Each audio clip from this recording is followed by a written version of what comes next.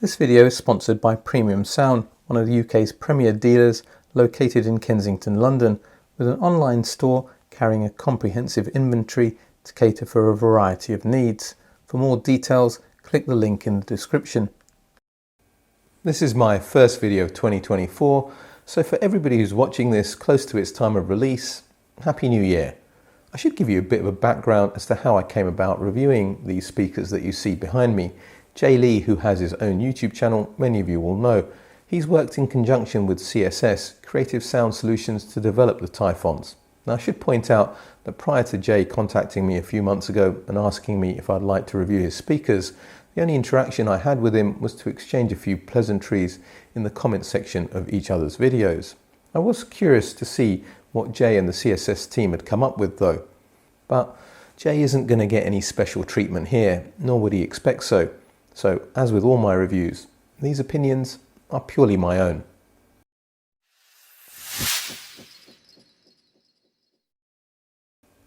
The CSS Typhons are sold directly out of Michigan, USA, retailing for $5,500 with free shipping in the US and shipped anywhere around the world for an additional $500. The Typhons stand just over 1.1 meters high or 44 inches and each weigh 33.6 kilograms, 74 pounds. Each speaker is made up of two sections with both front baffles raked backwards. The bottom enclosure houses the bass drivers and there's a separate cabinet accommodating the mid-range and tweeter. The bottom section houses two 178mm 7-inch glass fibre paper-infused bass drivers that will go down to 31 Hz anechoically, but it's claimed that they'll dig down to 20 Hz with some in-room boundary reinforcement. The bass enclosure has a rear port that's flared with diffusers to aid airflow. The speaker binding posts are good quality, with additional binding posts at the top of the enclosure to connect to the mid-tweeter section. At 230 Hz, the mid-woofer takes over. It's an identical driver to the bass units, the CSS LDW7, but here taking care of mid-range duties up to 2400 Hz, then handing over to the CSS LD25X soft fabric dome tweeter. The top enclosure is sealed, not ported. There's a tilt mechanism that allows the user to angle the top section forwards in 1 degree steps. Up to 5 degrees of adjustment is possible to get the tweeter to align more vertically on axes with the listener's ear.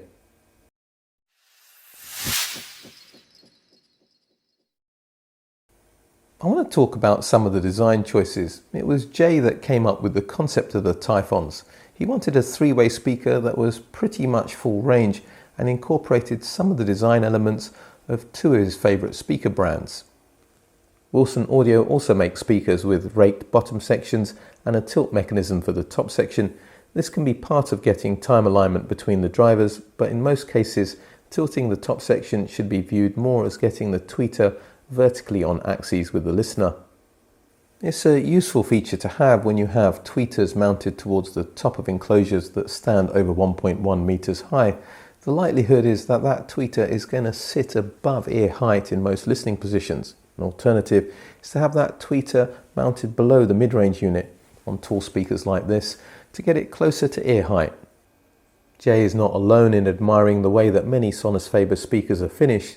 Whilst the quality of the veneer isn't up to the exquisite leather and fine furniture-grade finish of their more lavish designs, nor can it be for the price, it's certainly on a par with their more price-appropriate Sonus Faber Sonetto 5s.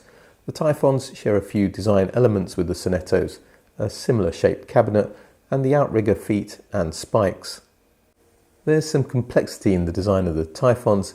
The enclosures are an irregular hexagonal shape, being wider at the front than at the back. Not having as many parallel surfaces as a rectangle helps to reduce internal standing waves. Having 4 enclosures instead of 2, sloped front baffles, irregular hexagonal shaped cabinets and tilt mechanisms all has to be reflected in the price. CSS were tasked with implementing Jay's ideas, but he was very hands-on during the whole process. For example, a lot of time was taken choosing crossover parts. All the components are from Janssen, including the resistors and inductors. There are some expensive parts such as Janssen's superior capacitors in the tweeter circuit. It's a lot of work, and Jay has my admiration for the undertaking, but it's time to see if those design elements have paid off.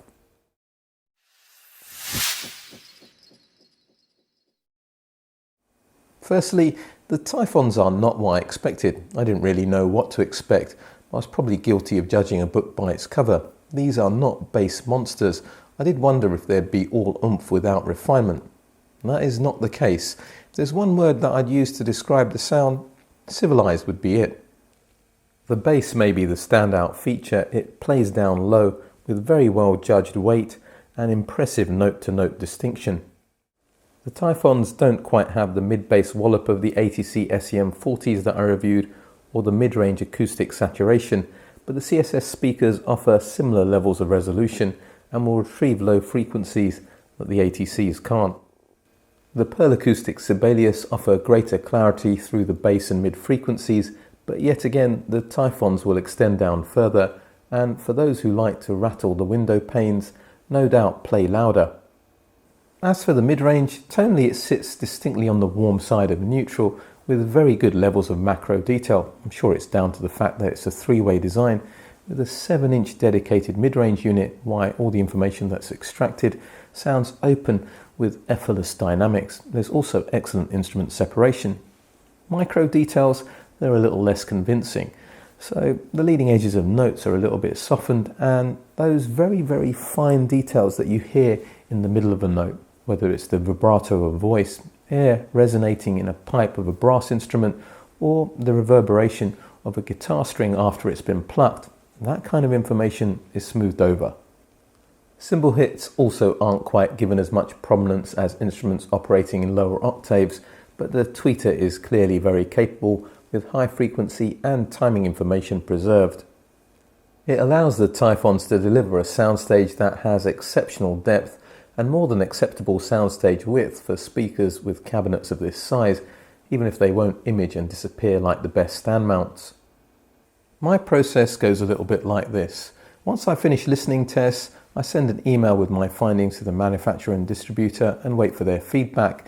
That way I can flush out if there's anything that's gone awry or additional information that might be relevant to the review. On this occasion, Jay pointed out that the CSS tweeter has been set to measure objectively flat.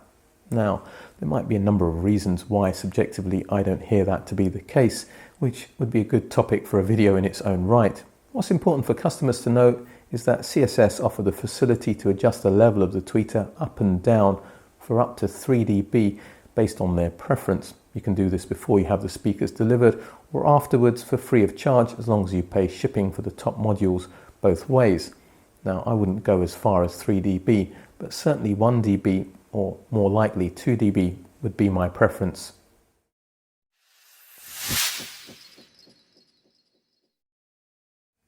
As I mentioned earlier in the review, these Typhons aren't bass monsters, so they aren't particularly difficult to accommodate in your room, but my general recommendation remains, if you want to avoid time smearing, measuring from the center line of the front baffle, maintain a distance of 3 feet or 90 centimeters from the side walls and the walls behind the speakers. I would suggest that you make use of the tilt adjustment to have the tweeters pointing directly at your ears.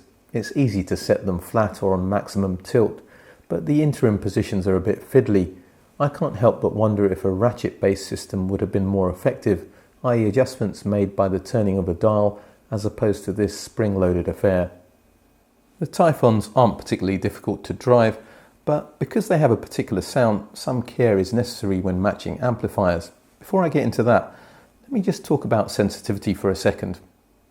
The Typhons are rated at 87 dB sensitivity into 4 ohms.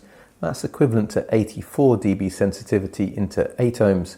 Low sensitivity is the trade-off for having more bass extension. That's just simply how the physics works. Sensitivity will determine how loud a speaker will play for a given amount of watts. It doesn't solely determine how difficult a speaker is to drive. Sure, if you want the Typhons to play at really loud levels, you're going to need an amplifier, let's say, over 100 watts, but it can be driven to moderate levels with amplifiers with an awful lot less. My Exposure 2510 was a good match for the CSS speakers. It kept reasonable control of the bass whilst offering good resolution and allowing the warm and easygoing nature of the Typhons to come through. The Wilsonton R8 with PS vane tubes also behaved equitably, although not keeping the low end in check as well as the exposure. Also, some of the boldness of the R8 was muted by these speakers. The amplifier that diplomatically plays nice with almost all speakers let me down on this occasion. My Hagel H190 sounded flat and dull. I'm sure even Kofi Annan got his feathers ruffled from time to time. I have no idea why the Hagel H190 didn't work. I'd have bet money that it would have. 150 watts into 8 ohms, 250 watts into 4 ohms, high damping factor. Oh well. Thomas's Galleon TS120 SE amplifier wasn't due to arrive for another month or so, but I actually asked if I could have it earlier. I was led to believe that it had very good synergy with the Typhon speakers.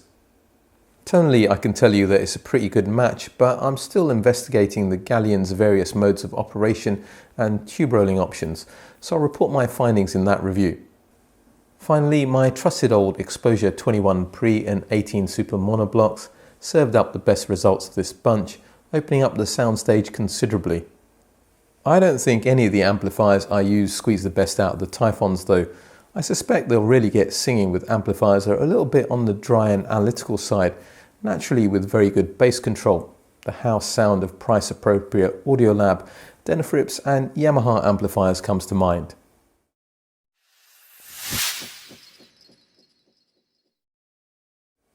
The CSS Typhons are mature sounding speakers. They offer good levels of detail without shoving it in your face. There is bass extension combined with control that smaller speakers and some of equivalent size can only dream of. Okay, so they're not the last word in transparency and neutrality. If that's what you're looking for, look elsewhere. And because the Typhons have a distinct sound, they're likely to divide opinion more than some other speakers in this class. But there's a bunch of people that they'll work great for. Those looking for easygoing speakers that are forgiving with recordings, and people who are trying to tone down bright sounding systems. Also, people who like to listen at all levels, including extremely loud, all day without listening fatigue. And last but not least, those people who are looking for deep defined bass without the need for a subwoofer.